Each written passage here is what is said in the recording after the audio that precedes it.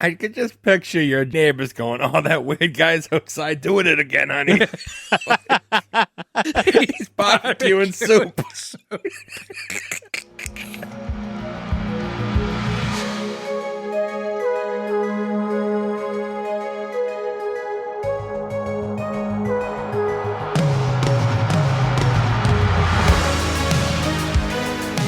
Welcome back, everyone, to S1E1, the show where each week we pick a different sitcom, watch just the first televised episode, and forgetting anything we might know about the future run of that show, rate it and decide if it's a show we want to greenlight or cancel. This week we're going to be talking about Some of My Best Friends. Some of My Best Friends went one season with 7 episodes on CBS. Here we're talking about episode 1, which is called Pilot, originally airing February 28th, 2001. To get things started, I'm Jay Gags. With me, as always, the boys, Joe, Ferg, Nick, and Gordon. What's going on, guys? Heyo. Clang, clang, clang went the trolley. Ding, ding, ding went the bell. Zing, zing, zing went my heartstrings. From the moment I saw you, I fell. So by this show, that makes Joe extra gay. Yeah, so Some of My Best Friends, this was my pick, and I want to tell you why. So this show was an adaptation of a movie called Kiss Me, Guido that came out in 97. Now, I remember when we were growing up, the video store in our town, we were younger. You just would go in the video store and we'd walk around forever, and we would steal porn magazines with previews in the back, and we'd sit around there wasn't a lot to do in our town. So we spent a lot of time just in the movie theater, or movie store, the rental store. Video store, yeah. I remember seeing Kiss Me, Guido, so vividly. I can remember what section it was in and going, what the fuck is this? Now, as a middle school kid, just reading the back, I'm like, this is so fucking silly. And this show is right off of that movie. It's the same premise. Because I remember reading the back in the whole premise of the show, and we're going to talk about it here. It's, guy sees an ad for an apartment, and he thinks GYM, which is gay white male, means guy with money. And that's where this movie, the whole premise of the movie, and then it, later becomes this show. So when I saw that this was actually turned into a television show, I still haven't seen the movie, but I saw that it was turned into a television show with Jason Bateman. I'm like, absolutely, we have to do this one. As I read into it, what's funny is, so Tony Vitale, the guy who wrote and created the movie and then wrote and created the show, tried pitching this before the movie. And originally this was supposed to be a vehicle for Harvey Fierstein and Andrew Dice Clay. The greatest TV show in the world this would have been. Imagine if that was the duo for this show. It would have been so fucking amazing. I wonder if that's why his friend on the show just does an Andrew Dice Clay impression the whole time. I thought he was kind of doing a Travolta a lot, but... Yeah, I could see both. Oh, it's almost like all you Italians are exactly the same. Yeah. You can't tell. In this case, apparently. But what's funny is, when you think of and we're going to talk about the show, obviously, as we get into it, but, we have Jason Bateman, who's playing a gay character on the show, and he plays it it's even mentioned in the show, he doesn't come off super gay, he doesn't act, effeminate in a way that the other gay character in the show does, or in any way that is usually represented on television, right? He's like Mitchell from Modern Family. If Harvey Fierstein was the original guy pegged for this, totally different show. He is very, you guys would know him as the brother from Mrs. Doubtfire. Yeah, right. He's got that raspy voice. I'm so happy. Yeah, he's got maybe the greatest voice of all time. Yeah. I think of Independence Day. Oh, yeah. And, mentioning Will and Grace, the popularity of Will and Grace is actually what got this show eventually up and running, because this guy's been trying to make the show work for years. Even after the movie, he still couldn't get the show to come out. But was the movie successful? No. Not hugely, no. But I think also it this lends itself very well to a late 90s, early 2000s TV sitcom, right? It definitely feels like you read the synopsis of this and you're like, yep, this was on CBS or whatever, It was one of the most sitcoms we've done in a while, too. I mean, we'll get into it. This one, man, I feel like this show was made for us. It really just feels like it's your classic sitcom.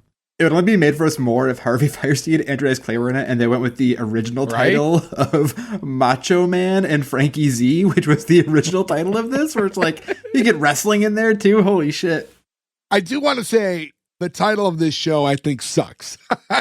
It's a bad sitcom title. Right off the bat, before we even get into it, because there's no real other time to mention it, I think Some of My Best Friends is such a shitty generic name, and it doesn't lend itself to a show that has a very specific premise, you know?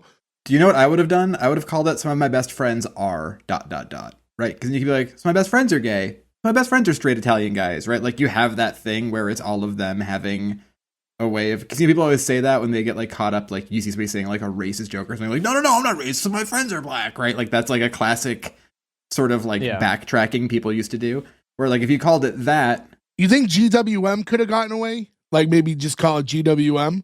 Maybe. I mean, Single White Female had come out, maybe 5 years before this, the Jennifer Jason Leigh movie, and that was a pretty big movie. But yeah, and just to go over a couple things, IMDb 7.2, so not that bad. Rotten Tomatoes, nothing. I was kind of surprised because it's not that old of a show, 2001. Could be us. People need to review us on Apple. I'd be intrigued to see what we come up with, because I got to tell you, I have a feeling that some of us are going to have very varied opinions on this. And if you want to watch this show, it is findable on YouTube. Not amazing quality, but not like so bad that you can't watch it. So actually, there's a few different uploaders on YouTube, and somebody has it in pretty decent quality, like all 6 episodes or whatever. The version we had on our drive was pretty rough. There's a different version you can watch on YouTube. You know what though? I'm the first one to not be able to like a show when it's bad quality, and it wasn't an issue enough for this one, you know. I got nervous because there's an unaired pilot and stuff like that, and I really wanted to make sure I had the right one, so I found like a YouTube channel when I rip it and put it in the drive. Like I found one that like very clearly labeled everything, and I was like, okay, this is the one I'm using because it's very, you know, I know without a shadow of a doubt I have the right episode. Did this season go only 7 episodes, or was this a mid-season cancellation? Mid-season cancellation. And this didn't even, not all 7 even aired. I think 5 aired, and then oh wow, yeah. I don't even think the whole 5 are on YouTube. I think the whole 7 rather. I think just the 5. The other 2 might be in like whatever vault somewhere. Did Australia get the other 2? There's a weird block where this and the fucking Geico Caveman are playing on a loop all day long. And the ugliest girl in the world. Our friend Pat, who lives in Australia, who listens, let me know if that's a thing we're getting over there. Also, guys, it keeps happening. It fucking happened again. Do you know what we have again? Another Mantis alumni. It keeps happening. Yeah. It didn't happen for like 200 2025 episodes. rules. Vern was in Mantis. It makes me so happy. Oh, was he really? Yeah. Yeah, to jump right into it. We start outside. We're in the city. The whole show takes place in like New York. I don't know what area of New York he's originally from, because I think he moves to Manhattan. Probably Long Island. This feels like an upper East Side sort of scenario. Yeah, it could be like a Long Island, something. But we see the exterior of like a restaurant, and he's walking out of it. And his mother's, Frankie's walking out, one of the main characters. His mother's chasing after him. And he's saying like, my mind's made up. I'm moving out on my own. And she's like, you're not ready. He's like, I'm 24. None of my friends live at home. She's like, your cousin Philly does. He's 30. Phil wears a helmet and finger paints all day. To be fair, sounds like a great life. I'll tell you, I mean, this is not just an Italian thing, but I can speak as an Italian. I mean, it is very culturally like Italian moms try to harbor their children in the house for as long as humanly possible. They never want them to move out. Right off the bat, I mean, this guy is, I guess you could call him Tony Tribbiani, because he's Tony Danza and Joey from Friends, like ran into each other at high speed. There's one line in particular that I wrote Joey Tribbiani in the notes, like right like after he said yeah, like, I mean, especially like, we'll get into it, but you know, the whole actor thing, but yeah. Doesn't the start of Who's the Boss kind of start out like this? Outside. Not with his mother chasing him. But I thought, he's like leaving. Who's the boss? He's leaving the house. He yells up to the window to the lady, and then they leave. Yeah, okay, all right, yeah. He's like, we're going to Connecticut. For some reason, I thought his mother was involved in that too, for some reason, but. No, but this is, Danny Nucci plays Frankie. He's a very... Nucci. typical Italian character. We've already compared him even before Nick's. We've said that Travolta in there, there's Dice in there, there's Tony Danza in there, so you could paint the picture of who this guy is. He's what you think, yeah. He kind of looks like Freddie Prinze Jr. I can see that. I cannot. From Italian, though, he famously is the Italian friend at Titanic. I can see America. I can see the Statue of Liberty. It's very small, of course. He's also one of the guys who gets muck duck in the rock when they get onto the island, part of the Marine crew. He's had a good career. He's like a billion things. You'll see that guy all over the place. His mother grabs the suitcase from him, and she's like, "You could take it, but it's not going to stop me. I'm still leaving." And right around that time is when his father walks onto frame. His mom's like, "You're the father. Say something." He's like, "Frankie, I understand you want to be on your own." And he looks at his wife and goes, "Believe me, but we really need you in the restaurant." And he's trying to say, like, "I have plans for my life, like, that doesn't include, like, waiting tables for you guys for the rest of my life." The mom's like, "But you're going to run the place when your father dies, and he's only got a couple years left." He's like, "I'm 52 and I'm in perfect health." He's like, "You'll die when I tell you to die." I do love this dynamic of the parents, and they become... I'll tell you, we don't get a lot of the parents. We get them here. We get them later on. We'll talk about it. But right off I'm like, you could just give me Frankie living at home with his parents and make a TV show out of this. Right? Like, Yeah. all the casting choices I thought were pretty solid on this show. And they run the restaurant. That's almost kind of like a Johnny Loves Chachi scenario, too, where they have to go downstairs and work in the restaurant. Yeah. Yeah. Yeah, they got the same amount of episodes, too. No, Johnny Loves Chachi went a couple seasons, I think, right? Also, the dad's still alive and well. Still that's acting. good. He's Good in for a him. he's in a ton of stuff, yeah. His wife has not told him to die yet. Yeah, poor Nucci still waiting to run that restaurant. He's in 2 Naked Gun movies and Batman Forever, so he's doing fine. So Frankie's like, "Listen, guys, I love you, but I have to do this," and he walks off. It bothers me so much that he doesn't take the suitcase. Yeah. It's like, Yeah. How much realistically, if you're moving and you're going to start from scratch, like how much is in that little suitcase? You could probably fit like socks and underwear to get you through like a weekend and like one pair of pants and a t-shirt. I mean, that's really all you need. If you're really going for a fresh start, what else do you need? It beats the nothing he has. Well, yeah, I know. Yeah, well, that's true. You could fit what you need in a suitcase for sure. I mean, the first time I moved out, I definitely brought like a couple bags worth of stuff and was like, I'll figure it out, because like you're young and you're like... Really? When I moved out, I got a moving truck and I took everything I owned, like my bed and my bed frame, like everything came with me, my dresser. When I first moved out, I did move onto a couch, to be fair, so I didn't have the space like that, the folly Let me of youth, grab but my blanket. yeah, I basically took like a blanket. I didn't even have a blanket. I think you're young, you're stupid. I didn't even think I took a blanket. I took like, I don't know, all my jeans and t-shirts, and that's probably all I took. Now we cut to Warren. Warren, played by Jason Bateman. He's walking into his apartment and he's like, "Terry, I'm home." And then he goes to drop his keys where I assume there was a table right when you enter the door, and the keys just drop to the floor. And he's looking around and the place looks ransacked. And he's like, "Oh my God." He's calling, "Terry, Terry." And then he picks up the phone and calls his friend Vern. He's like, "Vern, I need you to get down here. I think I've been robbed. This stuff missing everywhere. Terry's TV, his CD player, that's weird." And then he's like looking at the CD rack. He's like, "They took all of Terry's CDs, but none of mine. Now I'm kind of insulted." And you hear him go, "Oh, and that painting you gave me?" And he looks over. We see this ugly painting that's on the wall. He's like, "Yeah, they took that too, buddy." And he throws it onto the balcony.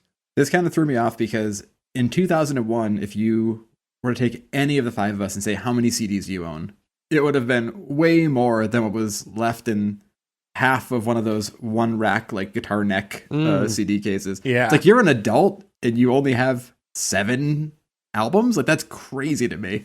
Well, in fairness, like our group specifically, and Joe, you and I, we talk You about guys stuff all the are time. you guys are way more musically We inclined have than most. more than the average person. No, I Like, had a ton of CDs back then, too. I'm the outlier here. I did not have a ton of CDs. Yeah, like I don't think that's a crazy number of CDs to have. it doesn't mean that's everything they have, but at this point, like, I'm picking up what's going on. Like, as soon as he's like, "Oh, Terry's TV and Terry's this," and then by the time he gets to the CDs, and it's like very, very clear what's happening here, he hangs up the phone with Vern, and then when he does, he notices a note.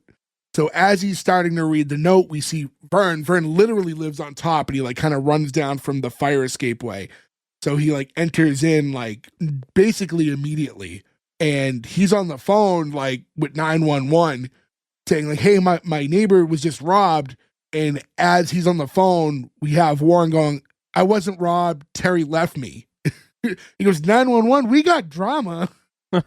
Vern is the complete opposite of what I was explaining with Warren. He is a very flamboyant, as gay was depicted on television before, character. Not in a way that's like, not that doesn't exist in real life also, but yeah, he is a very notably like flamboyant, like outwardly gay character. I profiled him hard because I was convinced that he was Lloyd? No. The Typhoon from Parks and Rec, the hairstylist. Oh. Yeah. And then I looked it up, and their ages are way the fuck off. So I was way wrong. But I mean, he does look like him. I don't think it was that far off. I don't think that's too far off. Also, just real quick on Jason Bateman. Everybody knows who Jason Bateman is. Star of Teen Wolf 2. Yeah, I have complained. We've all complained about a similar trait for other actors and actresses. Jason Bateman has one gear. Yeah. But it does not bother me for some reason. I like him in everything. He's never different in anything. Even in like, you could say like Ozark was like on the perimeter of what he does, but it's still the same thing. Like it's just like angry sometimes. But like I said, it just works. Like it always, like I'm never disappointed to see Jason Bateman on screen. Because you know what I'll say though?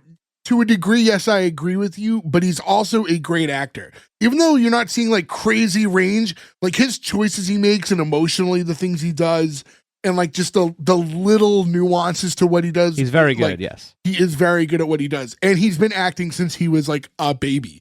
He's been in so much shit. And Arrested Development would not work without him. He is the person who grounds the insanity around that show and makes that one of the funniest shows of all time. He's fucking great. But that was just my point. It was just that like you've seen other actors do that same thing where they don't have the range. They just play the same person no matter what is happening. And it's really annoying. Like it's like, ugh, like you get over it real quick. Doesn't happen with him though. And I appreciate that. He's so charming. Yeah, that's it too. Yeah. Yeah. Vern hangs up the phone with 911 and Warren says to him, like, I can't believe this. I lost my job. I'm behind in the rent. Now Terry leaves me. Like, I can't catch a break. And then we get from Vern, well, there's some good news. I found the painting. And we get into the intro, which is, again, I feel like the title of the show, it's so generic and doesn't lend itself anything to the show. It's just like a jaunty piano tune, like do-do-do-do-do-do. It's just typical 90s sitcom. And like, but we're... See, I loved it. The theme was like, I have never heard it before, but I felt like I had heard it 1,000 times. I think one of the problems, though, is, remember, this is 2001. We're right on the cusp of television changing from that, and we're getting a lot of newer style shows. 2001 is like right when like we're getting all these like way too many cutscene shows, and they're doing more single cam stuff again, and like everything's like a fisheye lens in the poster. Think of Titus. Titus versus this, I think, are like the two polar opposites, right? We're like, so things are changing, and this show like is. If you told me the show is from 1991 instead of 2001, I would not bat an eye. Yeah, like this feels. So I think that might be part of the problem. I can't say because we're watching it so far in the future, but like this intro here, like it feels like we've aged out of this. Yeah, I loved it though. Like I think a lot of my moods about the shows we watch are affected by previous shows we've watched, right? So like when you go on like a slew of like watching things like The Ugliest Girl in Town or whatever the fuck that awful piece of shit was. That was so fucking bad. And then like and like those like resonate and they stick with you because they're so awful and boring. And then something like this, like the traditional like just like zany sitcom shows up. And it's just such a good feeling that by comparison, I'm already in a better mood about it. I can say this. This was a show that I didn't check earlier, but I can only assume none of us had watched up until today. No, I never heard of it. I feel like most of you could agree with me that you watched it for the first time and felt like you've seen the show before. You know what I mean? Yeah, it was so familiar. there's and not in a way that was like, because that could be a negative too. Yeah, But right. I know what you mean though. Right. It doesn't feel, what's the word I'm looking for? I'm looking for a word like deja vu-y. It's not deja vu-y because it's not a real word, but there is something that means the same thing. But that's the feeling I'm getting. Familiar, right? Familiar works, yeah. But yeah, it's not. I'm trying to. What would be the best word? It's not like a copycat of like other shows either.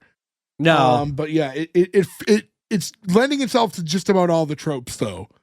Yeah, it's like it's in the neighborhood of so many other things that you just feel like you can walk right into it. I will say too, though, I feel bad when he's like, I lost my job writing for the magazine. Like coming back from it, watching now, you're like, you might want to look into some other options. It's not going to get any better from here in the world of writing for magazines, unfortunately. You can go right for the paper. Now, question about like, since we're talking about styling of these sitcoms, obviously it's a 3-camera sitcom. Yes. What makes this so much different than other sitcoms? Is it like the film? Like, is it actually like filmed on film?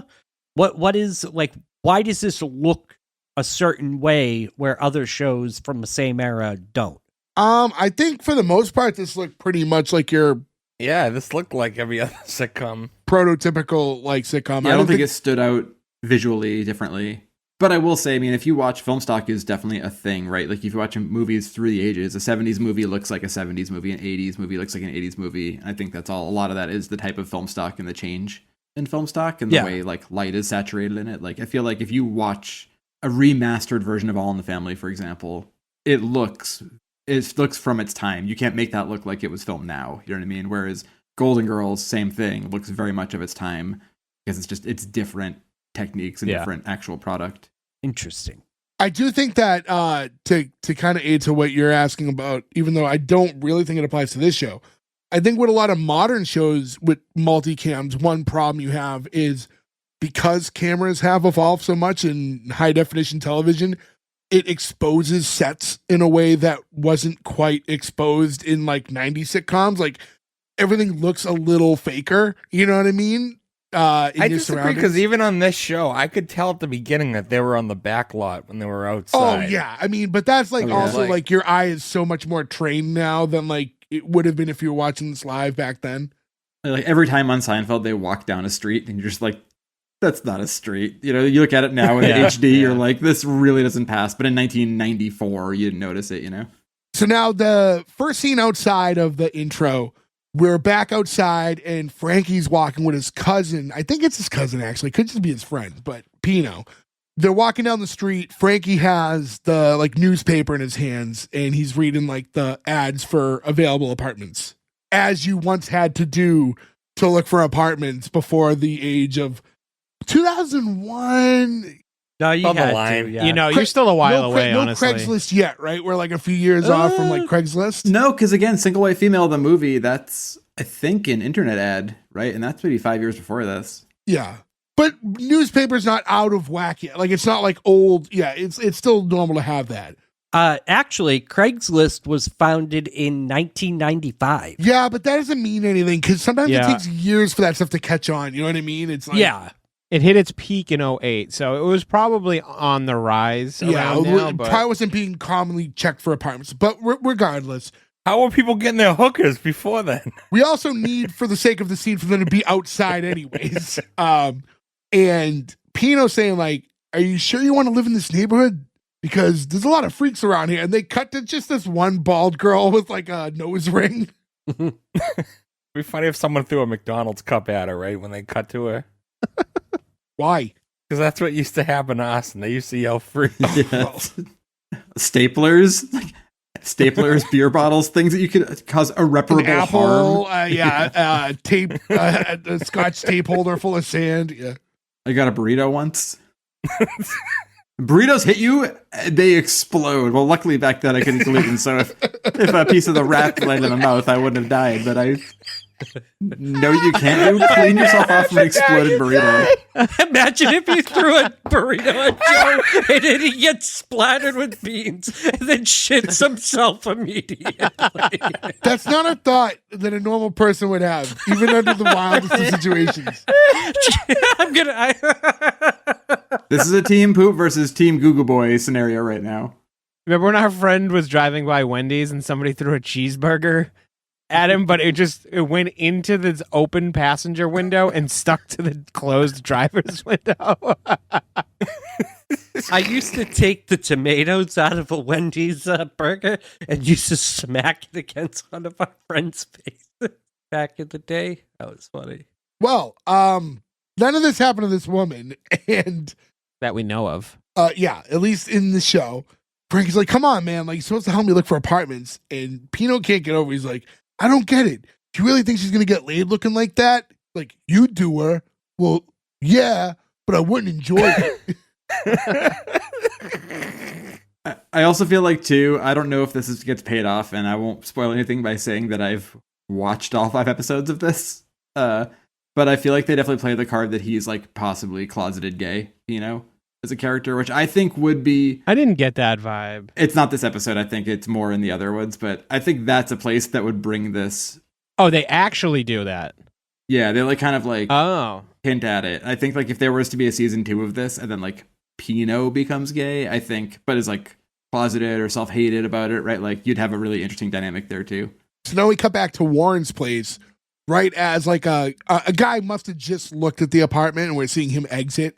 Warren's like, so you're not interested? Like, I really need to rent the room. He's like, I'm sorry, it's just not for me. And he's kind of like, I think he's literally listed as pretentious man when you look it up on IMDb. He says that if I'm not surrounded by lush, vibrant colors, I tend to get bitchy. And he exits. I do love having like those characters. Like you see it a lot with like bigger guys in 80s movies where it's always like, Butch, Vito, big lug, like creep number 1. Like this guy is like got 30 credits as like bitchy fella. You're like, all right, I guess.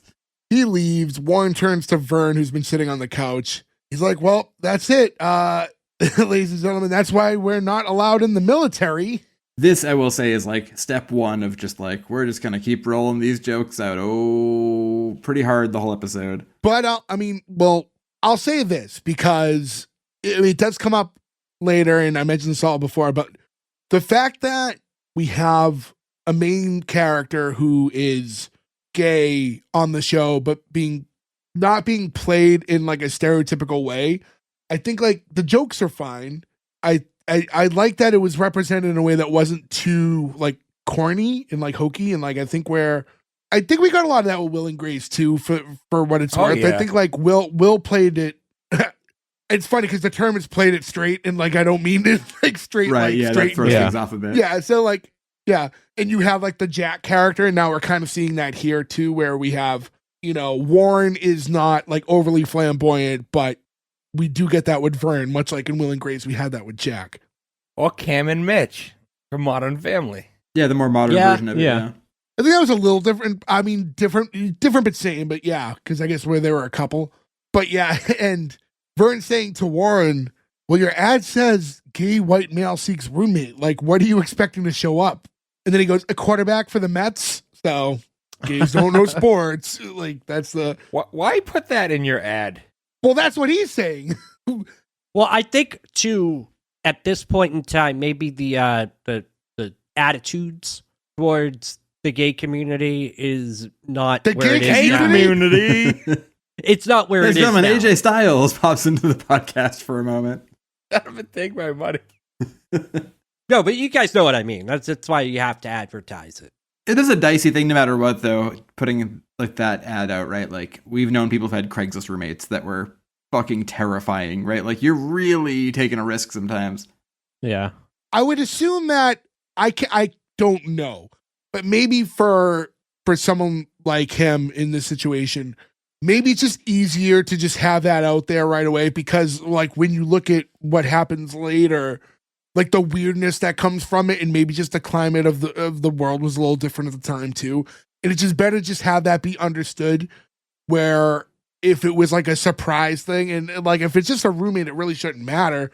That's what I mean. It sounds like he's trying to fuck. Like, Yeah, but I think the prejudice at that time was so much. Well, I used to say so much larger, but I feel like now it's equally large. But I think there are some people who I think there are people who would not care and people who would care, and maybe it's easier just to avoid anybody who comes in who would care and just eliminate that pool of people. You know what I mean? Now we cut back to Frankie and Pino, and they're walking into like the hallway of that apartment building. It's like, oh, it's got to be around here somewhere. And then you get Pino going, Frankie, I don't get this ad. GWM seeks roommate? What does GWM mean? He goes, well, it's a pretty nice building. I'm thinking it means guy with money. They play them a little too dumb here, right? Yeah, but that's, I like straight it. out of the premise of the movie, too. So, this, the guy with money is, specific. I remember it. I don't know why this stood out to me so much, but, I remember reading that back of that video cassette, the VHS, so clearly, and being like, that's so dumb, back then. So they took it right from that.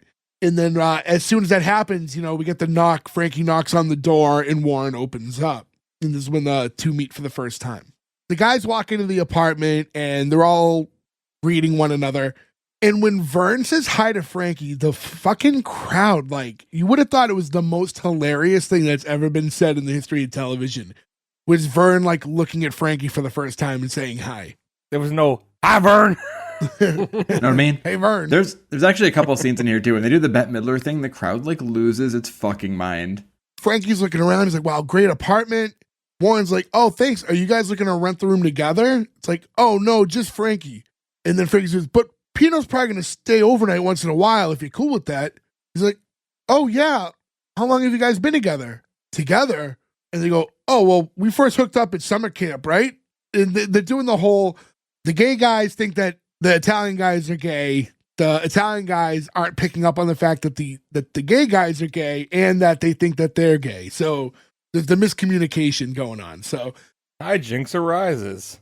yeah, when they're saying we first hooked up at summer camp, the gay guys are thinking hooked up, where they're just saying met up. I do like that line though. I think that's kind of funny, right? Yeah. Yeah. It's done very well, I will say. Yeah. And Vern's like, oh, it always starts at summer camp, doesn't it? Frankie saying, hey, Warren, here's the deal. I have to move on to my parents' place as soon as humanly possible. This is exactly what I'm looking for. What do you say? And Warren's like, whoa, hold on. When it comes to letting people into my apartment, I have a lot of strict requirements. He's like, I have first and last month's rent. And you've met them all. Vern, refreshments. What's wild about that now is that apartments per month are $3,000. So to have first, last, and security to move into an apartment, yeah, it's oh, I've got $9,000 for you right now. It's fucking bananas. Yeah. Yeah, it's so much money to have up front. It's a down payment on, what once was a down payment on a house. Not anymore, yeah, but it was. So now they're like, okay, great, and pretty much tells them, yeah, you're gonna move in. Pino's off on his own looking out the window. He's like, guys, you gotta check out this blonde. And he's yelling out to her, wait, don't get in the cab. I love you. Vern's going, isn't Warren's view great? All day long, just an endless parade of beautiful bodies. You ain't kidding. You just seen that ass. And then goes to Frankie, goes, and whoa, and holds his hands to insinuate big tits. And Frankie's oh, my own. Yeah, they're just going back and forth whoa. And Joey Lawrence pops in for a minute and goes, whoa. And then Warren goes, hey, Vern, can you meet me in the kitchen for a moment? And then as soon as they get in there, he goes, what was that all about? And Vern goes, apparently some guy with major pecs got into that cab. I love that Vern didn't catch the whole, they're talking about Vern. a girl. Yeah, Vern is so good in this. I will say, too, I'm glad we're way past this, where, people used to just catcall on the street like that. It's fucking crazy. Hey, don't get in that cab. I fucking love you. It's you get fucking shot for that now. And rightfully so. Fuck that. That still happens. That's not completely gone. I was going to say, yeah, it's not gone, but. You got too old for the cat calls. That's what happened. That's why they stopped. I was going to say, the tight jeans just don't hold up the bum like they used to anymore. Just old guys in Maine seeing you walk around with your little pants and no shoes. When I walk around, I have shoes on. I'm barefoot at home on my property. Hi, boy. Little rhubarb fan going. Okay, can we make an S1E1 rhubarb fan? I would actually be supportive of that. Gotta like buy them fresh though. Don't make us sit on them for too long, you know. Doggy rhubarb in the mail. So, anyways, Warren's going like, no, I think they were talking about breasts, like a woman's breast. He's like, why? And then we cut back to the guineas in the living room. Again, if nobody knows, Jay is like the most Italian person in the entire world. So he can say guinea, ginzo, anything you Not want. a You drop. just threw that off. Not a drop. They're lying. Look at him. Anyone go on our site and look at Jay. Yeah. He's a racist. That is an Irishman. The most Italian of all of us and the reddest hair of any of us. It's so funny. No. For those listening, you see me in the clips, and I usually have a hat on, so you see my beard. My beard does have a tinge of reddish to it, but my hair is not in the slightest bit. I just usually have a hat on. I was about to take my hat off for the sake of audio. That's completely pointless. Not my hair. No offense to the redheaded community. I don't know. It sounds like you took offense. You got very defensive about that. Redhead community. No. With that being said, yeah, we get back in the living room. Pino's going, Frank, you notice anything weird about this place? What do you mean? He's like, look at some of the stuff this guy's got. And they're looking around, and he sees like copy of Fiddler on the Roof, and he's like an autographed photo of Bette Midler. And oh, you think he's Jewish? Totally. That's a funny fucking line, right? Like, that's the great read on that, yeah. You think they finally pick up on it? And he's like, oh, this guy must be Jewish. So the two head back out. Like, Frankie, Vern, I was curious about something. What? Are you, can't get to it, and then it just goes, for God's sakes. Frankie, finish the sentence. Clang, clang, clang, went the... And he goes, fire truck? Like, he's a breeder. Breeder. Did you guys all know the Clang Clang Clang song, right? Like, Yeah. Not as much as you did, as we learned at the beginning of the episode. I But like had to sing it every time they said it. I knew the trolley. I knew that part. I was not familiar. I feel like that's like one of those things like, yeah, Simpsons. Like, culturally, it's been around a bunch forever. Yeah, like, I've known that song, I feel like, my whole life. I was going to argue that maybe that wasn't the strongest example of something that like a straight guy would never know, because I thought everyone knew it. Problem is, if they went more obscure, then no one would get the joke. Right, Yeah. you have to be in that weird middle. Because there's like a Rent poster on the wall, and this is Rent in 2001, I think before the movie. So, like, that's pretty obscure at that point, right? Like, only people who are really into theater would know that. Everyone has AIDS. Is that the South Park one?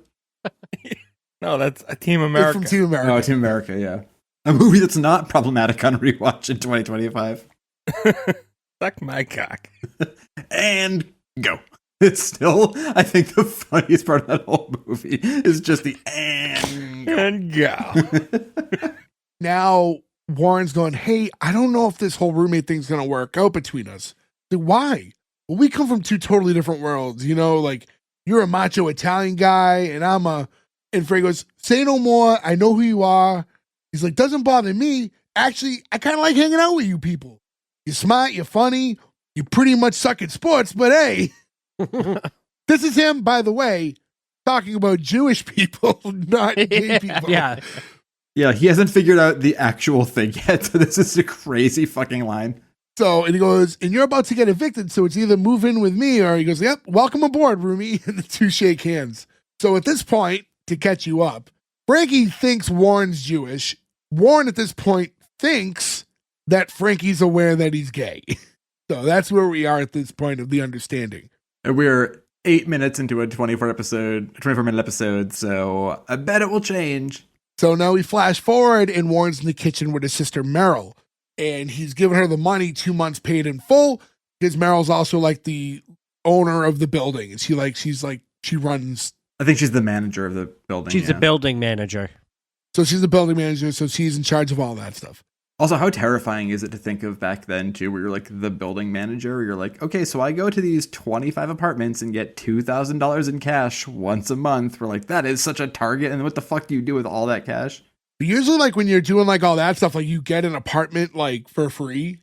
Yeah, not if for you're free, at the like, super you or work. So, whatever. like, I've done it before. Didn't have the apartment for free, but I have collected rent like that. Was it mostly cash, though? I feel like... Cash or checks. his checks you can deal with. Like, and we've worked a lot of retail jobs, all of us before too, right? Where like you do the drop at night, where like everybody walks out. There's like 4 of you, and there's somebody hiding a bag of cash in their coat, being like, "Please don't stab us." They're talking, and Meryl's like, "So how's the new roommate? Think there's going to be any sparks?"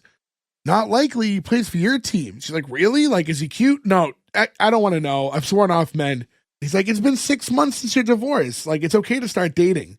Like, "No, I'm over men. Like, that's why I like hanging out with you and Vern." And then, like, soon after, Frankie slides the door open and he's only in a towel.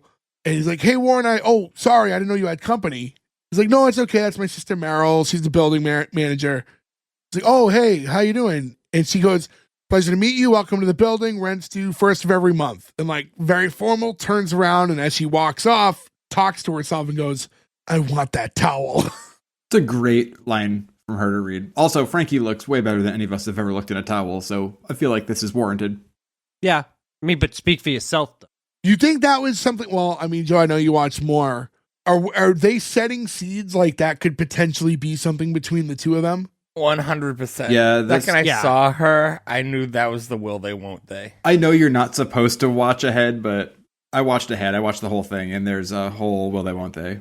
I'll say, like, first impression, like, I can see it the way it was written, but I didn't see it. You know what I mean? Like, like, they didn't flag me as like a potential. The thing is, they hit you with this exposition dump at this part where, "Oh, you've been divorced this long, you can date," all this stuff that's not normal casual conversation. So you know that's for a reason. After she walks off, Frank's like, "Oh, I hope she didn't leave on my account." I was like, no, she was just here picking up the rent. He starts telling me, I was doing really well for the last couple of years, and then the magazine that I was at folded, and I've just kind of been strapped lately, and that's why I'm so happy you're here. Like, "Well, don't worry, you can count on me. I'm going to have major cash once I start my new career." Like, "And what is it you plan on doing?" He's like, "Oh, I'm going to be an actor." "Actor?" He's like, "Yeah, that's why I moved to the city. Acting's been a dream of mine ever since I saw Pacino in Godfather." I remember thinking, if I could move people like that, I'd be happy for the rest of my life. It's like, "Well, what happens when you don't land something? Like, do you have family that's going to help you?" I was like, no, they can't know anything about this. He's like, "Frankie, come on."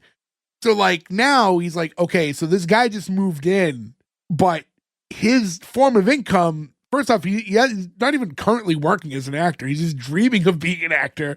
So he essentially has no money coming in. I feel like 24 years old also is the very last year you're allowed to be like, "I'm going to be an actor." Like, if it doesn't work by 25, like, good luck on the docks. You got to get a real job. Like, you can't live. You know what I mean? Like, there's people who like act and work and try to get their big break or whatever, but like, you can't just at 24 be like, "I'm finally going to do it," and expect that to work out for a long-term thing. I would say, like, the problem is, I mean, if we're going to pick this show apart, like, story-wise, right? He would still be working at his parents' restaurant while trying to be an actor. Right, and hiding that, yeah. My whole thing about this is, put on my thinking cap here, he lives in New York City, and he moves to New York City to be an actor. New York City? He could have just stayed home. He could have stayed home and just been an actor. And gone on, like, acting auditions at night and things on his day off, yeah. And also, like, the classic, like, trope of what does a working, struggling actor do for a job is they're a waiter, they're waitstaff. You know what I mean? Like, it makes sense there, too. But I do get that he's trying to break away. Like, it is the... I think that's a little bit of, like, story flaw, is, like, it doesn't totally make sense that he had to move to a different borough to pursue his dream. Like, saying he should have went to LA. No, I was going to say, if he was from the Midwest or he was from the South. Sure. They want his parents involved in the show, obviously, and they're very funny. But yeah, so the way it works out, we needed something else to kind of get him out of that house, I think, other than his dream of being an actor.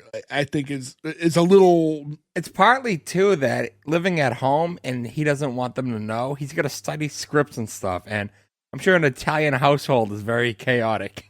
Mine was. No. What are you reading? What are you reading for? It's like a fucking Bill Hicks joke. What are you reading for? Oh my God. So yeah, if we're going to pick stuff apart, like here, obviously it is a little weird, like that he moved out of his parents' house and left his job to pursue this acting thing.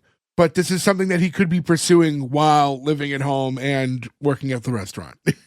Especially because one of the first lines the father says is, "I need you at the restaurant." So he had a job and would be helping his parents. Right. out. Yeah.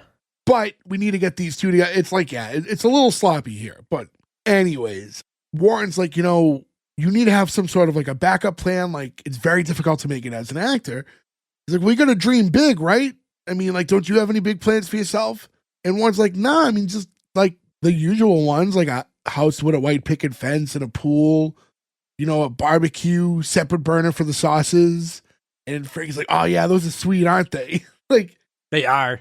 That was probably pretty new technology. I was going to say, like, now it's pretty commonplace. It's like to have like that extra burner with, and like, you know what? You don't fucking use them. They do not. They're not meant to be used outside. Like, it doesn't work.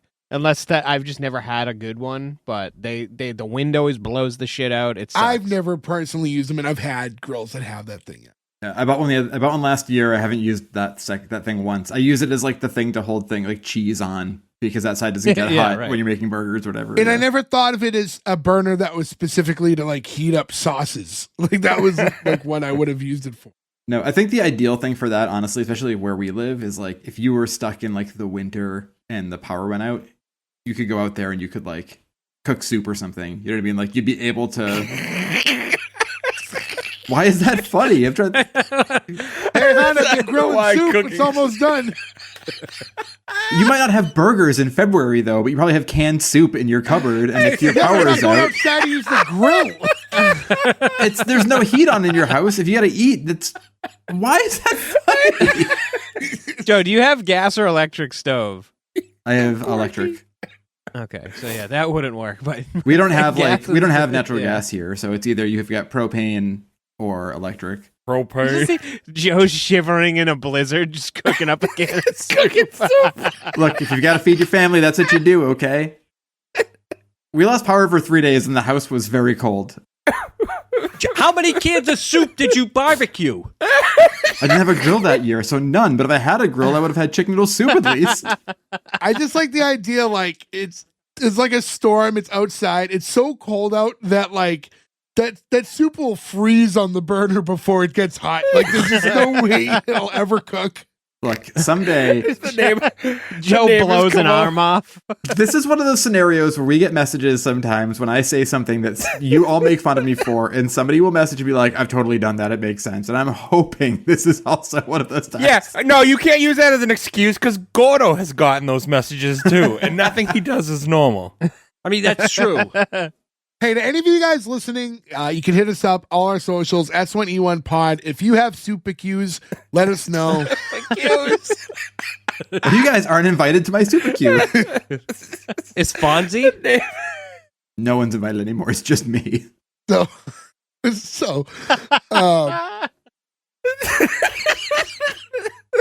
so anyways, Warren goes, yeah, but mostly I just want someone to share it all with. I thought I had that, and then Terry dumped me. And now they did a smart thing here where like Terry's obviously like an ambiguous name.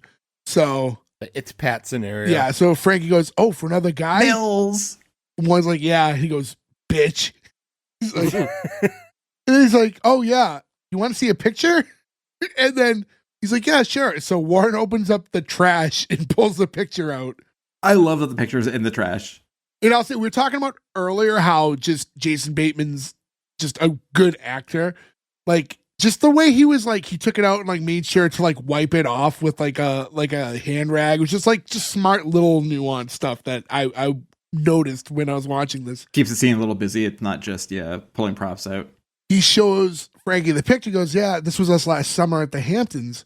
Frankie goes, hey, no offense, Warren, but she must have had one hell of a personality. Warren goes, she? He goes, oh my God, you're not Jewish.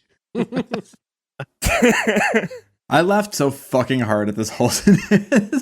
The personality thing like got me kind of giggling because you're like, oh, this is like a Buzz's girlfriend, woof, and then it's so dumb that it's not. It's hard so not to laugh. dumb, and it works in a way that it shouldn't.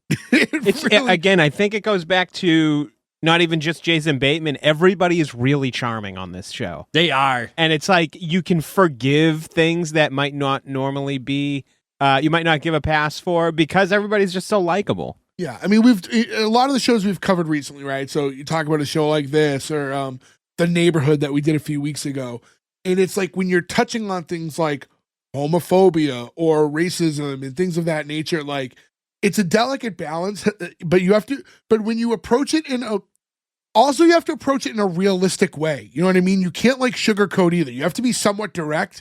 And it's kind of on the characters to just have like an air of like likability or innocence to them. Like you could tell with Frankie, like even if he wasn't exposed to a lot of gay people growing up or has like the wrong idea, like nothing's like with any malice, you know? So it's like when he's asking a question or thinks something, you tell there's like an innocence behind it. And it comes off very different when it's presented a certain way. Like innocence and a genuine confusion too, right? Like this never got taught to me. I don't know enough about this. Right. I'm trying to learn. Yeah. We flash forward, right at that point, it like faded to a commercial, and then it comes back, and it's just a continuation on of what we're just watching. He's like, I don't believe this. Like, why didn't you tell me you were gay? You could have at least given me a hint. He's like, what kind of hint? I don't know. Aren't you guys always singing or something? He's like, actually, I keep pretty busy with all the prancing and mincing. Then that's when Frankie realizes, like, just in a towel, he's like, I need to go get a robe. This is a hard thing to write too, right? Because I feel like you have to write this scene very delicately to be like funny and like punching a little, but like you can't punch down too hard or you'll dislike. You can't make the audience hate Frankie. It was what I was just saying earlier too. It's like it's just that intention from the characters too. Like there has to be a little bit of like Frankie's freaked out, he doesn't know what to do, but also there's like no like real hate. It's more confusion and like he's ignorant towards the situation. But when you take the malice out of it, it makes it works. He's growing here. He's learning, in these conversations. I always love too the classic confusion thing of like, they're gay, they must also want to like fuck me, right? It's like I gotta put a robe on. Like that's like the funniest like gay panic thing ever is like fearful straight guys being like, every gay person wants to sleep with me. Like I do love that's like a fucking thing that's I mean, if you look like Frankie, again, I was gonna say, is he wrong? Everyone on the show has wanted to fuck him. Frankie's a good looking dude, so I can see why he would have that worry. I want that towel. Frankie's going like, look, I'm sorry, Warren. I don't think I want to live with you no more. I mean, nothing against you as far as homos go, but you seem like a stand-up guy. He's like, oh, thanks. I'll treasure that. He's like, I'm gonna have to ask for my money back. He's like, I already gave that to Merrill. He's like, well, I need it back. No. He's like, damn it, Warren, I need that money. He's like, don't make me kick your ass. And this is like Warren's like, I'm just a teeny bit curious why you assume you can kick my ass. It's like, well, for starters, you use words like teensy. I do like this too. This does show that Frankie is like a babe in the woods a little bit, right? Like he's new in the world. It's like, I want the money back. He's like, you can't have it. I already gave it away. And he's like, no, I want the money back. It's like doesn't understand yet that like that's done. That's over, man. You're not getting that money back. Warren's like, I just got into a fight last week. He's like, what? He's like, with punching? He's like, well, more like pinching and slapping. The point is, I got the last portobello mushroom. Ew, not worth fighting. I was gonna say, can you imagine fighting over something as gross as a mushroom? You guys don't like mushrooms at all? I hate mushrooms. As a kid, I didn't like mushrooms. I love them now. Yeah, same. I like hated mushrooms as a kid, and now I'm all about like them. I fucking love them now. Me like too. it was such a flipped switch. Yeah, I can't remember exactly when this episode comes out, but at the time of this recording, we haven't approached Thanksgiving yet, and one of the like things I look forward to most is like stuffed mushrooms. Yep, and deviled eggs. Yeah, but you people eat eggplant. You're disgusting. What do you mean, Berg you and I are people? united on this one. I mean, you too. Veggie eaters. And Nick, you three. Hey, no, I eat a lot of vegetables, but I will not stand for eggplant or mushroom or olives. Is rhubarb a vegetable or a fruit? It's a vegetable, right? Oh, it's definitely a vegetable. So, Are you more of a Swiss chard guy? I don't like chard either. No, chard. Botanically, eggplant is a fruit. Yeah, but not all fruits are good either. Well, fergically, they're gross. Wow, Joe, not the episode to say that. Oh, Jesus Christ. That was funny. That hit me late. So, Joe, you don't like rainbow chard? Is that a thing? Yes, Yeah. it's a real thing. I don't like. I've only had charred a few times. I didn't like it. I don't like the vegetables that taste too much like those type of leafy greens that taste way too much just like dirt. Beets aren't your thing? You gotta wash them, Joe. Like arugula is another one too. We're like, isn't arugula great? And I'm like, I don't think You like this picked is. it right out of the ground. No, I'm with you on arugula. I'm with you on arugula. I love arugula. Are you kidding me? That No, peppery it's like goodness. spicy dirt. Oh, it's so good. I ate Spicy carrots dirt. when we were in Providence. I also think I've officially hit my point where I'm like, guys, squash is. Spaghetti squash is where it's at. People love squash so much, and I'm like, I'm with you, Joe. I love all fruits and vegetables, but I it's not even squash so much, but like zucchini. I'm like, Oh, I love Fucking- zucchini. grill it up, do whatever. It's still just like this gooey gross. it's too sweet too, right? Like I feel like sometimes you mix it into other meals, and you're like, I don't want a That's sweet squash. thing here. Yeah, squash will be too sweet. Oh, fuck squash. Be mashed potatoes would be nothing.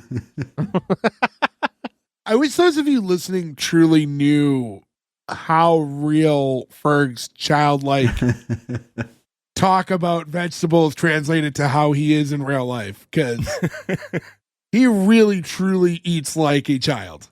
Yep. I'm telling you guys, though, spaghetti squash is good. Don't sleep on it. Why would I? That sounds very uncomfortable. You know what else is good? Spaghetti. Berg, I will make you spaghetti squash. He won't, I won't eat eat it. Yeah. What a waste of time. Don't waste your time. He will not eat it. What if I disguise it like spaghetti? With a mask. No, this is again the eggplant parm conversation. You can disguise an eggplant by putting delicious breadcrumb gravy and cheese on it. You take one bite though, and you go, "Well, that wasn't fair." Ugh. Yeah. I've literally done before. It's an awful experience. So I was a vegetarian. I like only ate pizza. I was like, this is just what I eat for the rest of my life now. Whatever. So Warren starts rolling his sleeves up. And Frankie's like, what are you doing? I'm preparing to fight you. Like, you want to fight me? Yeah. Like, Warren, don't be stupid. I used to box. You could really get hurt. All right. And then while he's like saying that, like Warren's laying a couple towels on the floor. He goes, now what are you doing? In the event this gets violent, I don't want you bleeding on the carpet. Like, it barely survived the gazpacho spill during the Ricky Martin pay-per-view. I respect Warren for not backing down. Did anybody else say, of course he boxes? yeah. Like, come on. I'm going to check that stereotype. Now, Joe, gazpacho is cold soup, right? This is correct. Like cold tomato soup, right? Yes. Yeah, so it's perfect for when you're having your soup cubes in the winter. Yeah, I know where you're going. You're never living this one down, Joe. I don't feel like I need to. I feel like that burner is there. Like it's gonna happen. I can tell you it's gonna happen. This is already a cold winter. It is only November. I could just picture your main neighbors going, "Oh, that weird guy's outside doing it again, honey." He's barbecuing soup. Well, I won't freeze to death because I'll have a belly full of warm chicken noodle soup. Out of the can and into the man. Hey, Nancy, you got to see this. The kid with the little pants next door is trying to cook soup on his barbecue. You are not far off because we become friendly with some of our neighbors, and I definitely was like pretty sure that's what they called me until we like actually spoke to them. The weirdo who walks all the time. So now it's like, all right, let's get it on. Frankie's like, forget, I'm not going to fight you, Warren.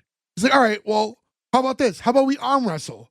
Like, what? He's like, yeah, it's a safe form of competition. I can still prove my, masculine superiority to you. It's like, all right, fine. But if I win, you're going to get me my money back. All right, well, if I win, you have to move out tomorrow, no refund. So they both get down and they go to arm wrestle. And then as soon as it starts, the two are pretty too evenly matched. There's like no like real movement on either side. It's pretty down the middle. And then Warren says, hey, this arm wrestling thing, it was just an excuse. He goes, yeah, an excuse for what? To touch you. And then Frankie gets distracted and immediately loses the arm wrestling, which I thought was genius. Wrestling is psychological too. So to play into like the homophobia and be like, because you'd think someone like Frankie at that point's like, oh, I'm touching a gay guy. And like, so now Warren's the winner. Frankie needs to move out tomorrow. The next scene is, it must be the next day now, and you see Warren and Vern like hanging out in the living room. And Frankie walks in from outside and he's got some empty boxes. He's going to pack his things.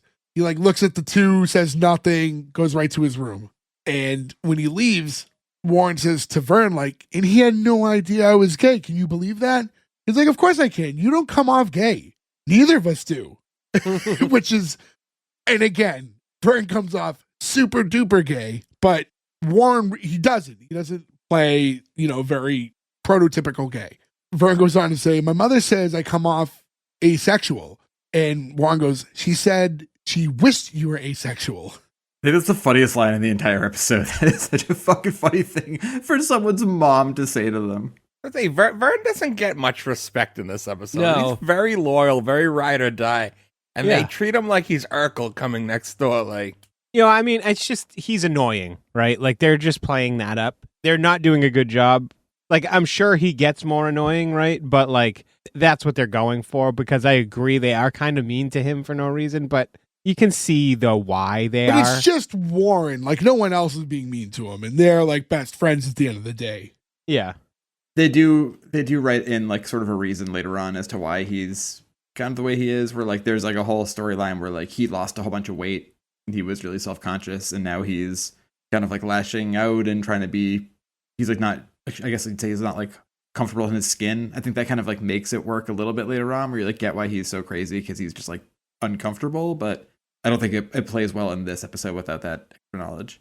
like certain things, like earlier when he's like, you can move in with me when like he can't find a roommate. And then like this part we're about to watch, he's very like, he gets the code for him. He stands up for him against the boyfriend who's about to come in. Yeah. Lots of stuff. He's just very much there for him, and he's a dick to him. Made him a nice painting. Yeah. Did make him a lovely painting. I will say, I think that there's more to their friendship arc than what we're seeing on film. So we just have to assume they're like us, where you guys make fun of me mercilessly week in and week out. We just did 10 minutes about me making soup. Do not feel like it is just you, my friend. Just saying. So, yeah, I think they're very close. Like, they're comfortable with one another. There's a reason why, and that's why we're only seeing Warren really treat Vern this way. We're not seeing like everybody dumping on him the whole time. But yeah, there's a knock at the door, and Warren opens up, and it's his ex Terry. And Terry's like, "Can I come in?" Funk. Yes, Terry Funk plays Terry in the show. I wish. I went ahead and I got an apartment in New York City. Warren came back to get my horse.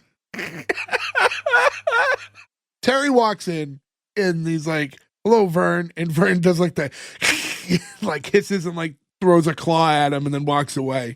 He does when Pee-wee almost gets jumped outside of the tarot reading. He just hisses at them. He tells Warren, "I left in such a hurry the other day that I forgot my raincoat." Like, that's it? That's why you're here, just to pick up your coat? He's like, "Oh, please, do we have to do this right now?"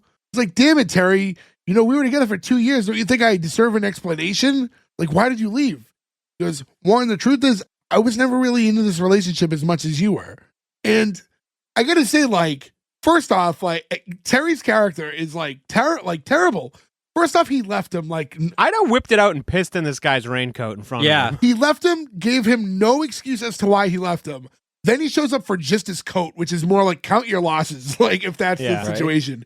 Yeah, unless that coat was like an heirloom from a grandparent or something, like you just go buy a new coat, man. And then after 2 years together and living together, he's like shocked that Warren kind of wants some sort of an explanation as to why he just up and left. Like, "Oh, really? We're doing this now?" Like, come on. The worst. Right after that, Vern walks back out into the living room and he has Terry's coat and he's just dragging it along the floor with him. Like, "Here's your coat. Be a stranger." And again, another where Vern Yeah. is like the best fucking friend ever, right? The Be a Stranger. Loved it. Terry says, "Give it time, Warren. You'll find someone someday." And then in the background, you hear a phone ringing and then Frankie's voice off screen shouting like, "It's for me. I'll get it." He goes, "Who's that?" "That was Frankie, Warren's new boyfriend." "New boyfriend?" "Yeah. You don't think you get someone so quick?" "Well, he did. And he's hot too." Warren's going, Vern. Little Vern. "Off with you now, Vern." And now Terry's like, "Well, where'd you meet him?" And then Vern goes, "Would you like to meet him?" "Sure, I'd love to." And then Warren's like, "Oh no, I'm not playing that game. I'm not going to parade him out here just for you to judge him. oh, I get it. You got an ugly one. He goes, don't move. And again, it's like Terry, like he's so, we see this in a lot of shows, but like he's so extra mean, like just so you hate him for like, in a way that's not even like normal, you know, like he left him out of nowhere and he's just being a relentless dick to him. Like they got into a huge fight. It's cheap heat. Yeah, where in reality, he left this dude in the middle of the day with no warning. And like Warren walked in, not like they were in the middle of a fight. He's just like, Terry, I'm home. And he's not there. Yeah, he dumped him to a note. And now he's like blood rivals with him, like, and just like taking shots at him. You got an ugly one too feels more like the thing he would say if he was left, right? Like that's the defensive, Right. like Yeah, you right. get dumped and you're like, oh, you've got a new boyfriend. I bet he's an ugly one, right? Like that's a very defensive statement that makes no sense for I walked out on this relationship yesterday. This is one of my first issues. One of my only issues with the writing of this show is the fact that he goes in and asks him to pretend to be his boyfriend. I think it would have been better if he saw him treating him like shit And just he went came out. out and acted gay for him. And it would be almost like a redemption show. He's got a good heart. Like he's not into all this, but he's sticking up for him because he sees him getting hurt. I think the way that they did write it does have that. I think it was predictable the way it worked, but I kind of like it because what happens here is he walks into Frankie's room and Warren's like, who wants an acting job? He's like, what? He's like, explains the situation. Like, my ex is here. I need you to pretend to be my new boyfriend. Like, come on. Like, it'll be a hoot. He's like, what? You're going to be kidding me. He's like, first you take my rent money, leave me with no place to live, and now you want me to go out there and pretend to be gay? He's like, you're unbelievable. We get, again, this is like, I think, the acting, like the chops we're getting right here from Jason Bateman. He's like, Frankie, come on, I'm desperate. Like, have you ever had a girl rip out your heart and then you just wanted like one last shred of dignity? Are you so cold that you can't even, and like he realizes what he's doing. He's like, I'm sorry, you're right. Like it's not your problem. It's not your problem. And he just leaves. And like the way he did it, you know, I thought was like, you know, beyond sitcom acting, you know? I thought this was good here because I think it was like it made them relatable. I would say to pick this apart when like Frankie's mad, it like piles this all like you did this to me and this to me and this to me. It's like you're the one who's like, I don't think I can live here anymore. So Frankie's like pinning it like Warren's been the bad guy and putting him in this situation. But like outside of the fact that like he has to move based on that bet, that all spawned from him finding out that Warren was gay. And he's like, I don't think I can live with you anymore, and didn't understand that the money that he gave him, he can't just have back. So Warren isn't really like a villain here. You know what I mean? Like in the way that Frankie's mind works. No, I think that I honestly feel like the writing gets a little better as the show goes on. I guess we're developing the characters a little more. Yeah.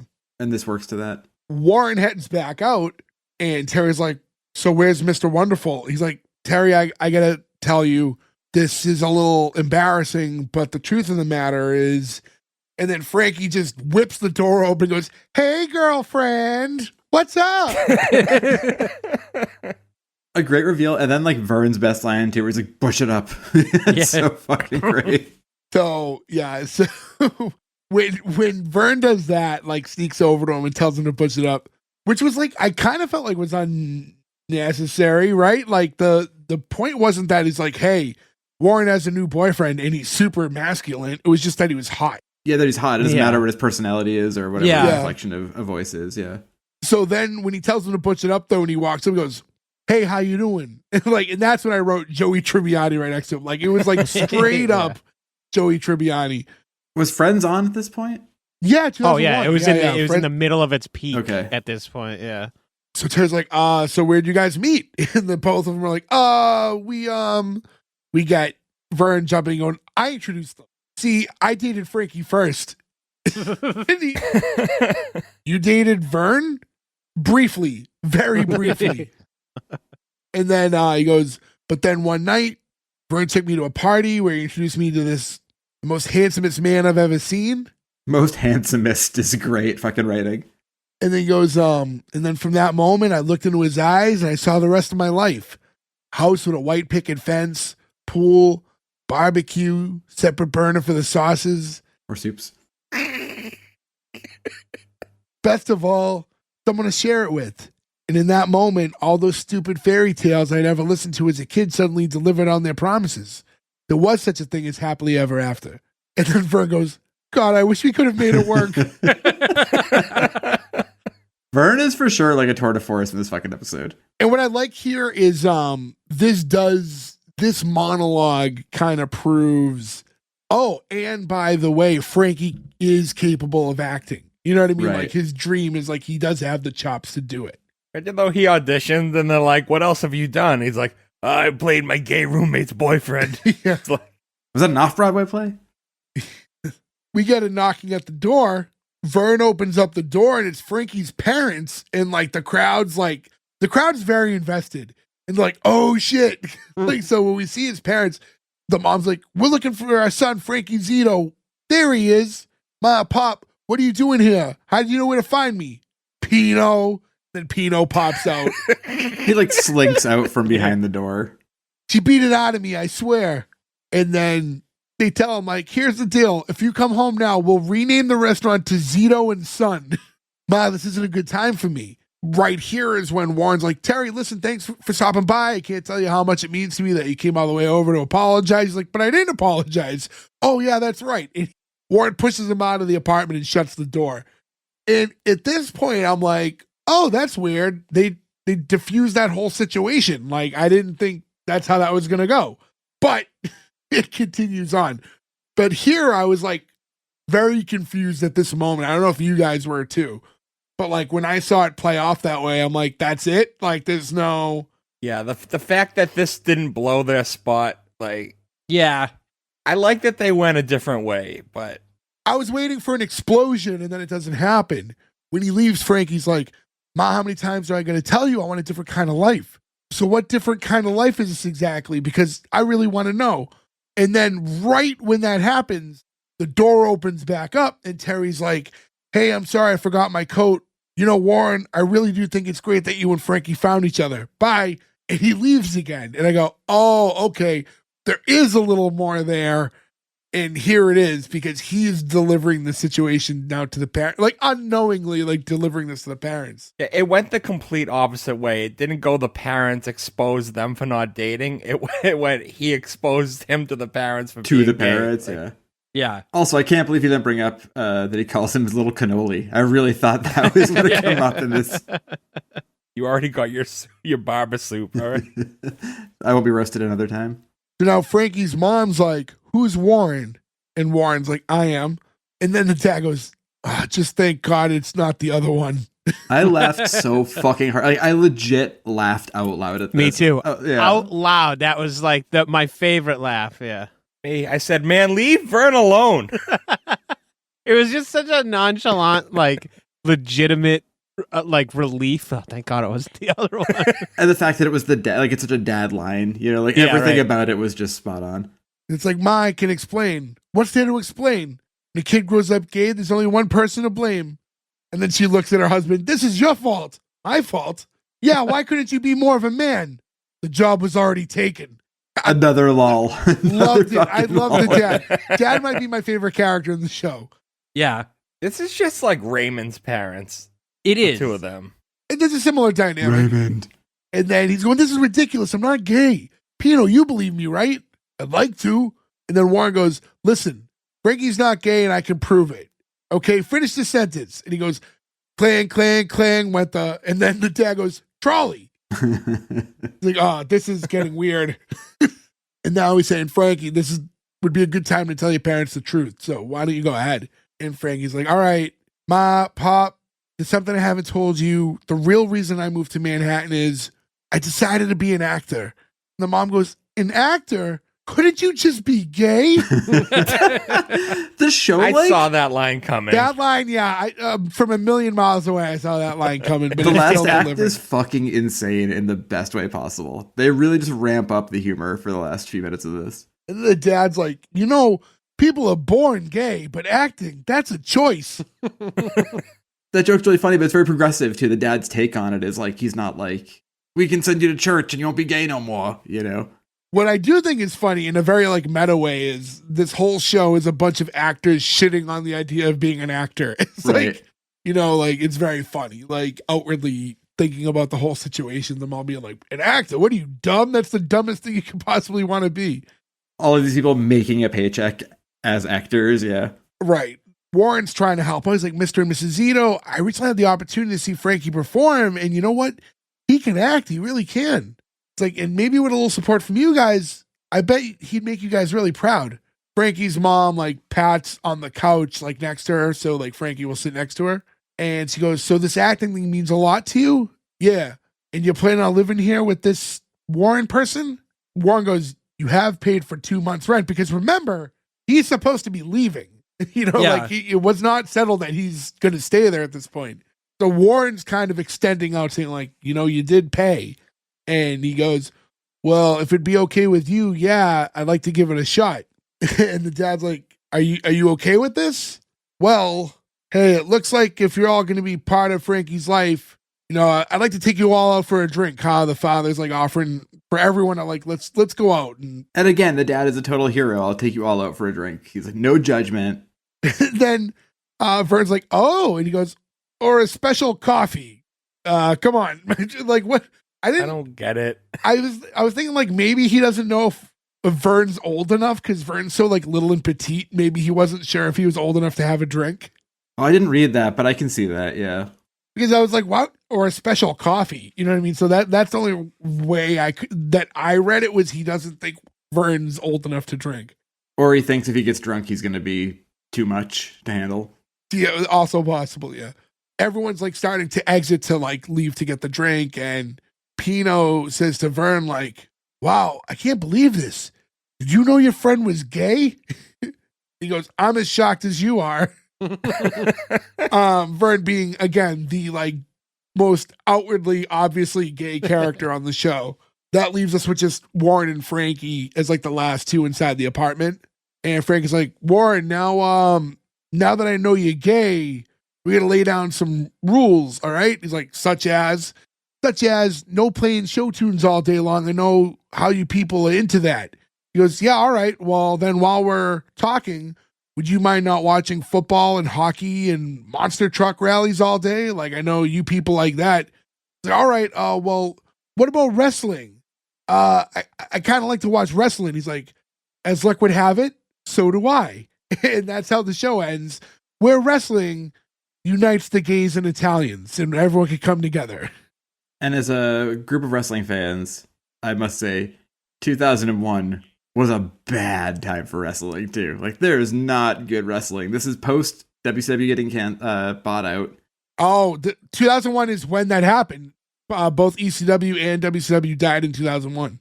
Yeah, so this is like when Greed and Wrath and all those pay-per-views happened. Wrestling was in a bad spot at this point. Yeah, so I think they both, by this point, they might still exist, but it's... No, WWE is going real strong right now. No. They're on the upswing. I don't know. They're going strong, but it's like they're losing everybody. They're not. Yeah, it's a transition period. They're about to hit their stride. At this point, they're not there yet. The next few years got a little rough ski, but that's a whole separate conversation for another day. That's a different podcast, but 2002 to 2007 or so, a little rough in the WF front. But I do like the idea of Frankie and Warren sitting together one day and watching Vince McMahon on both Raw and Nitro in the same night. JEFF, you are FIRED fired. Laughing at Jeff Jarrett. Yeah, so that was the conclusion of the episode, and I did think it was funny for what it's worth, for it to end on a wrestling note. And yeah, that was the whole episode. Yeah, again, it's funny to just kind of talk again retrospect. Why am I forgetting how to speak now? Retrospectively, to like look at the show, and again, it's very funny to me, and not that we didn't already talk about this, but the idea that this is 2001 is just the one thing that I feel like as we're watching this show, and I think we've all been, somewhat transparent that this was like an enjoyable watch for us, and you just trying to point to things that like maybe like hurt this show, and this show feels very 10 years before it actually came out. No, I disagree. I think it's they didn't date themselves. I think you're having trouble pinpointing when it is, because they did a good job of not dating themselves, and giving you any indications of when it's happening. I think the main reason you're thinking it's older is the poor quality. Honestly, I think if you had seen this either at that time or in better quality now, I don't know. I feel like the character types, the music, the way, like everything about it screams I don't older. think this is any different quality from Friends or anything like that. But those all came out mid-90s. Like with all those shows had evolved. Yeah, but it's still a bit. going strong. but when did this movie come out? The movie came out in 97. So, I mean, that's when it was written, technically, right? It was adapted for a TV show. So, I mean, you're kind of right. It was written for that time. It just ended up happening in 2001. That's a great point. If you use the movie as the North Compass for When it, you right? landscape, like the landscape of television shows in 2001, I feel like we were getting away from this style of show too. So like it didn't really, like it missed its mark as to when it would have worked. Yeah, I mean, so like, but so what happened? Why did this show get canceled? Because from watching the first episode, not to show my hand here or anything, but I think it's pretty obvious how I'm going. What happened? It was a good show. It was entertaining. Great cast. I'll tell you Like, right now, none of us heard of it, right? Yeah. That's got to be the issue. I did read at one point they moved around Classic Death, right? They moved around time slots for it, and then when you're at a show this early and you're moving around time slots when it's just starting, you kill a fan base. Especially this is like right as like digital cable came up and you're looking at a TV guide or the TV guide channel to find things, like you're gonna miss things like this. And I think when you do that, you just cut a show's legs out from under it, you know? I'm looking up the other popular sitcoms of specifically 2001, and Reba must be on there, right? Reba's on there. it doesn't have a ton of competition, honestly. So No. I'm thinking like, oh, it's going up against Juggernauts. Like maybe that's why it's not. Like it's like Grounded for Life, Scrubs, According to Jim, My Wife. and Scrubs Kids. is great. No, it's great, but when you're talking, like, just compare it to 10 years earlier when shows are going up against like Seinfeld and the like, you know, like Sure. I just think when you look at like Scrubs and Grounded for Life kind of ate to what I was saying like in the beginning of the episode. Like we're shooting shows a little different. We're getting into more single cam stuff and it just the feel and yeah, and we have a lot of the cutaways and that stuff. Like TV was changing a little bit on like what was interesting to people, and this is very classic. So we have a new show that kind of fits that format and not established like some of the other ones that like are more multicams aren't really like the ones that are like doing well already are a few seasons in. But yeah, I mean, it could have been a million things. And also I think just like, yeah, we didn't know about it. And you have someone like Jason Bateman he's huge, but is in 2001 Wasn't yet. not at the Not time. at the time. we don't have Arrested Development didn't start yet. No. I think that started around 04, I 05. think that's like maybe like 03 or something like that. But like, yeah, right in that area. Which is again a very surreal modern sitcom compared to this. Right now, he's the guy from Teen Wolf 2. And what's funny is, it's so many. He's been in. I think this is like his 10th sitcom at this point too. But it's funny because we've talked about that. And I think Joe, you usually touch on that. It's kind of like the what if. So you know, if this show gets like a run, does Arrested Development never happen? So like, you know, it's kind of, you know what I mean. So it's funny, but with all that in mind, to not just stretch it out for the hell of it, you know, to get into the green light or cancel, we'll go in the order I see you in. So Joe, start off. Yeah, I think I probably, you know, let out of the bag a little bit when I said that I watched the entire season last night, which again, I try never to do, but like YouTube shows, it's even harder where it's just like, it's just playing and you're doing stuff. And I think they did flesh out the characters more in this, but I'm not going to think of it that way. I'm going to leave it strictly to the pilot. I really enjoyed this. I thought the writing was really good. Again, does it feel sort of dated? Yes, but I don't think any more dated than anything else of its time. Like we mentioned Reba, right? We're like, Reba's a very traditional show that worked at this time. So just because other shows were getting more surreal, I don't think this couldn't have survived. And we all mentioned it too. We're like, why didn't this work? Because the characters are good, the acting is good, the writing is really good. And I think, I mean, I don't know if we can ever find a way to watch the unaired pilot with the original mom, but I think part of the heart and soul of this pilot is the parents, right? And I can't imagine that if those didn't work, if the other mom didn't work for it, I think it would really mess up the show. This is a green light for me, and I will touch base on one thing you should touch on after everybody gives their green light or cancel on a future episode. But green light for me. Ferg. Equal to Joe, green light. I don't have that much to say. I just really enjoyed this show. I love Jason Bateman. It was just a nice, like, kickback sitcom, and I've enjoyed this more than I've enjoyed a lot of shit we've done lately. Yeah, I'm not going to overtalk Greenlight. Nick.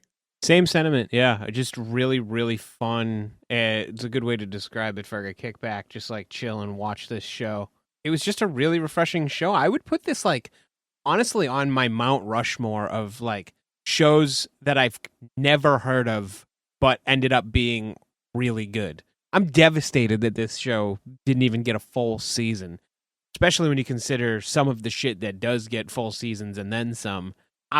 It's really sad that this one didn't get to go the distance. I would love to see more of this. It sucks that you can't just go and, watch a full season at least even. So, but yeah, easy green light. It was a really good watch. Gordo. Yeah, it's a green light for me too. I can't believe this got the same number of episodes as The Ugliest Girl in Town. Like, when you compare two shows like that, like, it's just weird to me. Had to have been something else that canceled it. But no, this show was really good. Actors were great. I didn't clock watch once. I was invested in the story. I'm really, really shocked it didn't do better. So, green light from me. Yeah, I mean, I'm not going to say anything wildly different than the rest of you. I thought this was a super easy watch. It was a fun watch. There are little nitpicky things story-wise we can get into, but overall, I thought like just all the characters were pretty likable and were funny, and I thought there was great chemistry between everybody, and it flew by. I thought it was genuinely a funny show, and like, when you compare it to all these other sitcoms that are very successful, I don't see like anything that's like holding it back from being like right there with the rest of them. And yeah, I guess just wrong place, wrong time. Like, just the stars didn't align for it. But yeah, it surprises me. It's a green light. And with that said, that's 5 out of 5. That's a perfect score. Like, green light for some of my best friends, which outside of having a terrible name for this, maybe it just needed a better show name. Maybe that was the problem. But congratulations, you do get an extra episode with us. Want to thank all you guys for listening, and I would recommend, if you have an opportunity, go on YouTube and you can watch the show if you so choose. And if you want to contact us, go to S1E1pod.com. That's where you can find all our social medias, our merch page, where you can rate, review, subscribe, do all that stuff, which we would very much appreciate that you do, because that helps us out with the algorithms and stuff like that. So if you could be so kind. But yeah, with that all in mind, we'll catch you again next week with another episode. And until then, thank you. Goodbye. I think we got the best separate burner for sauces.